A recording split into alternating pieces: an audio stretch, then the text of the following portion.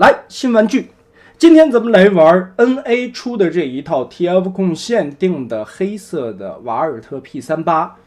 为什么我不叫它威震天呢？因为在那个时代，它还没被赋予威震天这个名号。首先，我们先来看一下外包装吧。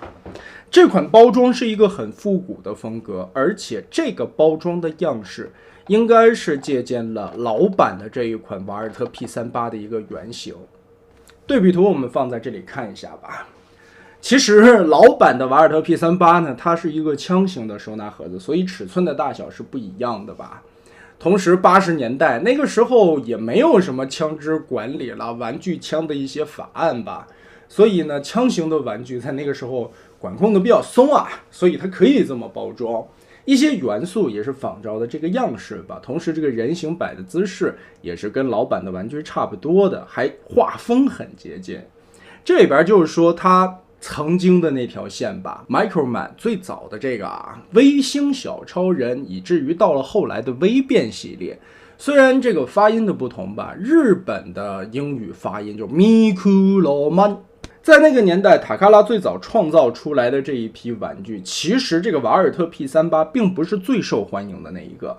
这系列里边，同一时期还出了勃朗宁以及一个左轮手枪。这3把枪在微变系列里边，当时卖的特别的好，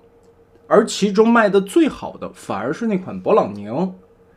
因为小孩子们嘛，很喜欢这种就变枪的玩具，玩具枪嘛，拿在手上，每个男孩子都会有一把玩具枪。而且这几个玩具它是真的都能发射出那种塑料的 BB 弹的，它变成枪型以后也是有晚点的，这一点能保留下来真的很不错。再加上那款勃朗宁的人形其实也挺好看的，用今天的眼光来看的都不错。80年代初期，微星小超人世界在日本就已经很风靡了。到了后来，到了微变系列，次年1983年的时候，微变系列又推出了一系列的新作品吧。这个时候被海之宝看上了，海之宝就把塔卡拉当时的戴亚克隆其中的一部分产品虽然说不是全部，当时的海之宝还是口味比较独特、比较挑剔的。然后融合了微变系列、微星小超人之前的那些模具，整合出来拍出了变形金刚。我也是听一些G1的老玩家们在聊当时塔卡拉向海之宝极力推荐的是那一款勃朗宁，因为当时勃朗宁在日本就卖的挺好。但是海之宝这边的负责人呢，却单单的看上了这把 P38， 所以到了最后拿到了漫威的这些主创人员手中，为这些角色制定名字以及背景故事的时候，这个家伙就被塑造成了反派的头领威震天。可能到了现在，海之宝的这些主创人员也挺后悔吧，因为这个玩具枪的这些法规法令的存在它现在的这些玩具真的很难设计。可能如果当时设计的是一个坦克威震天，就没有现在这么多事儿了吧。而且枪型的一些特殊的造型导致了这个玩具真的很难做。我也是在一个很不容易的机缘巧合之下收到了这款G1模具的威震天。可以看一下这个造型说实话，你和当时动画片里边塑造出来的那个样子，这差距实在太大了。甚至到了后面的经典系列，它都没以这个G1的造型去做，而变了当时海之宝其他线Nerf软弹枪的那个造型。然后呢，到了 MP 大师级的时候，05出来，甚至这个造型一度都特别的崩坏。05的那款模具吧，其实我觉得在这款G1玩具的结构之上做了一些优化，仅此而已。因为当时星日所致也只是一个星期的产物，05一直是04的一个附属品，只是为了搭配比例而存在而生的。结果到了后来，这些第三方们反而把威震天的一些方案解决的挺不错。早在经典时代 ，TW 就是配经典比例的那一款威震天，虽然也是用了各种的片片包裹吧，但是起码人形也做的有模有样了，甚至说当时也是一路的很受追捧，炒的还挺贵的吧。因为那个年代的东西实在太匮乏了，经典线的那款 Nerf 软弹枪的威震天实在是不成样子，甚至那个时代的威震天也都是那大方片包出来的。到了后来的 MP， 叉社的一炮而红，也正是因为叉社当年最早做了威震天，虽然当时的设计也是特别多的复杂零件，再加上那个年代叉社的做工质量也都不咋地，但你架不住没有啊，仅此一个，能有一个配 MP10的威震天是大家多期待的一件事情。所以叉 V 即使是那样的品质质量，仍然卖得很好，也算是让叉社赚到了第一桶金吧。当时卖的这个简直就是空前绝后了，甚至叉 V 都有涨起来的趋势。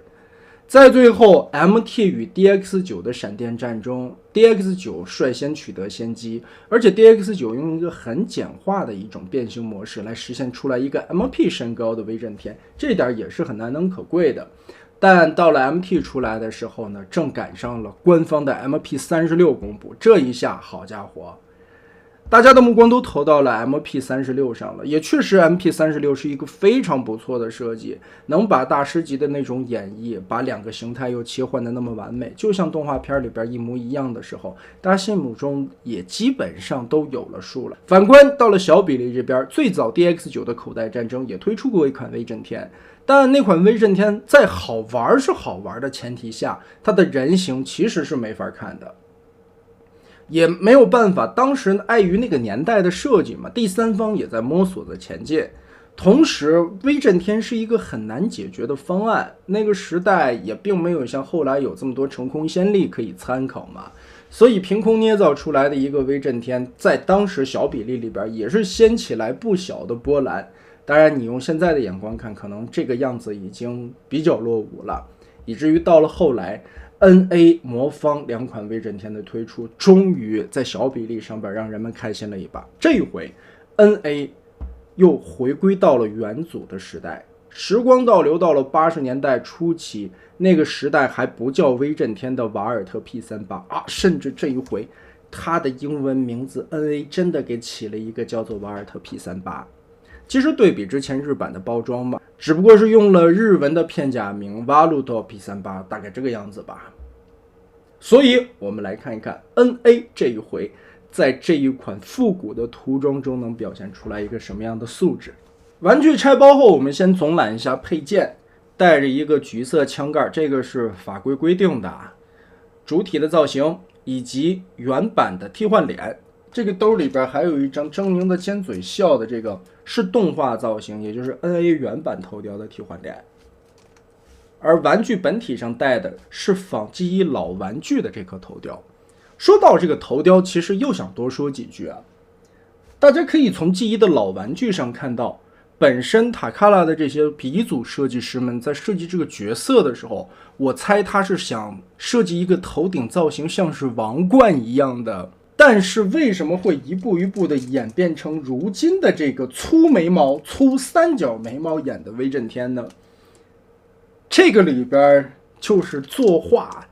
记忆在设定概念的时候一步步演化下来的吧。在做到变形金刚的时候，威震天的这个额头说是他这个王冠吧，它会一步一步的缩窄，窄到了最后就留下来这么一点点的尺寸。而王冠上露出来的黑色三角的部分，莫名其妙慢慢的被画成了眉毛。上边的这一块本身是变形没有隐藏起来的这个护指的位置啊，护这个虎口位置，在枪形下的一个零件，却变成了他的头盔。但我感觉本身这个黑色以及银色的部分才是这一款威震天本身应该有的头盔的样式吧，可能这也是一个不小的误会，我是这么猜的，因为这个确实有先例。像记忆时代的开路先锋，为什么玩具是一个圆脑袋，到了动画里边就变成了一个方头呢？也正是因为开路先锋背后的那排导弹，我们在前几期里边也说过嘛，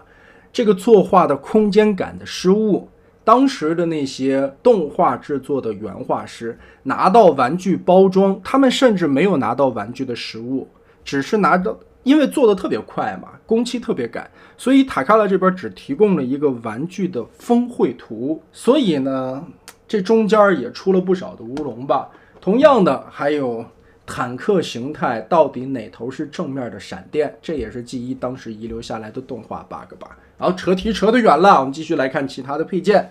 两对替换手型 NA 的标配，枪型的加强部件，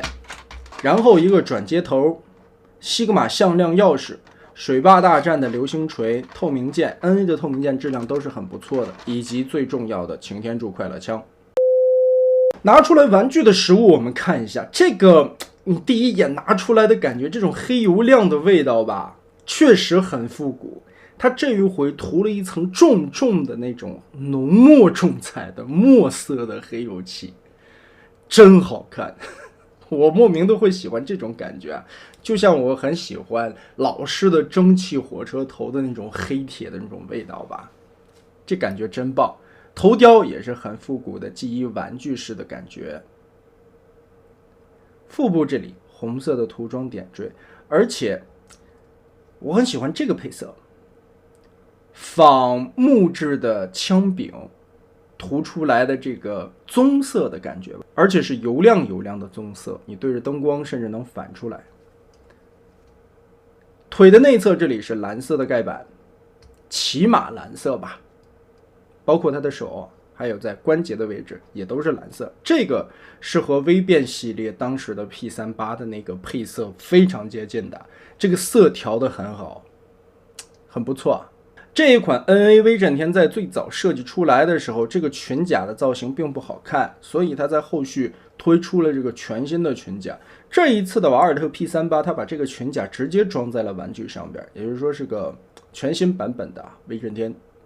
这个裙甲就好看很多了。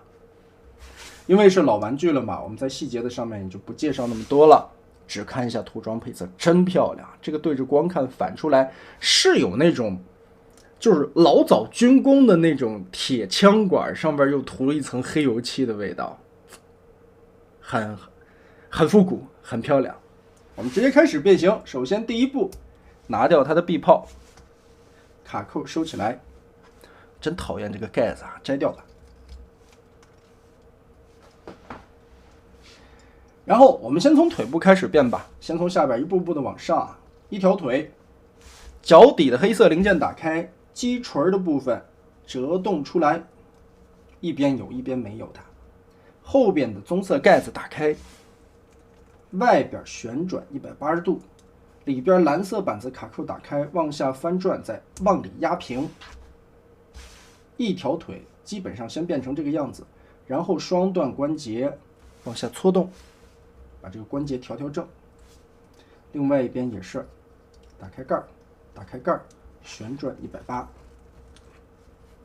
里边的盖儿打开，旋转压合，拉下来，中间两条腿的卡扣全部插合在一起，捏紧。接着盖起来这两块盖板，左右搭的方向的时候，记得有一个先后的顺序。贴合好，好嘞，两条腿就变形完了。裙甲这里的小三角区展开，这回的替换件也是可以一体变形的。可以说 NA 在设计这些东西的时候真的简洁明了，它还是它家的那种极简设计，然后偷换概念的变形，和原先的完全不一样的感觉啊。裙甲要往下拉一个滑道，然后前裙甲的两边这个地方往里折叠一个角度，收得更窄一些。接着侧面这里一个双段关节尽量的往下拉动，现在先不要扣啊，我们就放在这里就好。下半身现在就变完了，旋转180度放到后边备用。两条胳膊翻开，然后这一条胳膊其实左右是不对称式的变形，先拆开这个卡扣，太黑了可能有点看不清，把这一块盖板打开，然后一个双关节折动，立起来，让两个蓝色的零件放在一起，这一块放平，这一片再打开，备用。另外的一边翻出来，胳膊放进去，滑道伸缩。两条胳膊现在变成这个样子，然后跟这样往上推胸，往下压肩头，推开这里的卡扣，拉出来，再备用。撩起来红色的腹甲部分，折动这个角度，然后往里推它。推到底之后，我们先把这块打开，顺势把扳机护指的位置折动出来，下方这个小黑色零件往后翻折，摊平掉。前胸甲这里往起折动，旋转90度，遮住它的脸。枪的前端折动过来，锁扣搭上，再往里套合，整个把脑袋隐藏起来。好，现在变成这个样子，我们就开始最后的密合了。密合之前，先把腰部往下折动90度，然后连接这里的2个卡扣，咬死。2条胳膊的变形有一个先后的顺序，先把这一节短的这只胳膊藏到这个空间里边，根据这些关节的折叠放进去，另外的一边再折动过来。这个时候有点不好上，我们可以顺着这个关节先把它撇断，撇成2节啊。先把前边的这一节套进去，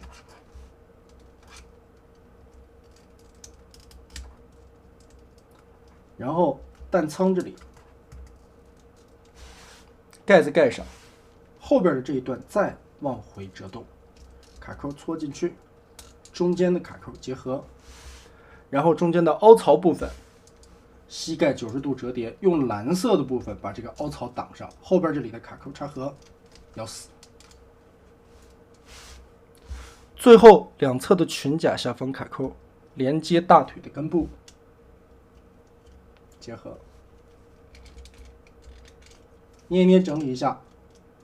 哇，这把 P38 的这种复古感真的好啊，尤其对着光看，这个黑漆涂的太漂亮了。如果不是因为副甲的这块红色显得有一点凸出来的话，如果这里挡一下，这把枪真的太有味道了，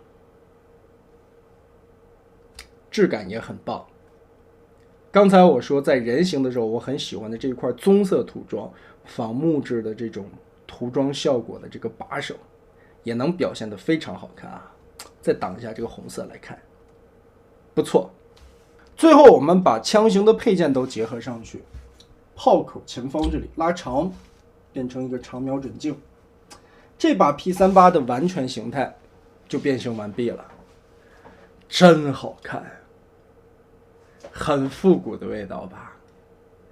虽然说现在微星小超人或者微变系列的这些玩具吧，都已经开始逐渐的变成天价了，而且保存下来品相好的也是非常稀少的。这款 NA 的 P38 的这个配色的推出，也算满足了一些喜欢复古收藏风的这种玩家的一些怨念吧，挺好看的。同时这把枪真的很仿真的一个配色，老玩具的这个配色其实就是为了仿真枪嘛，很有味道啊，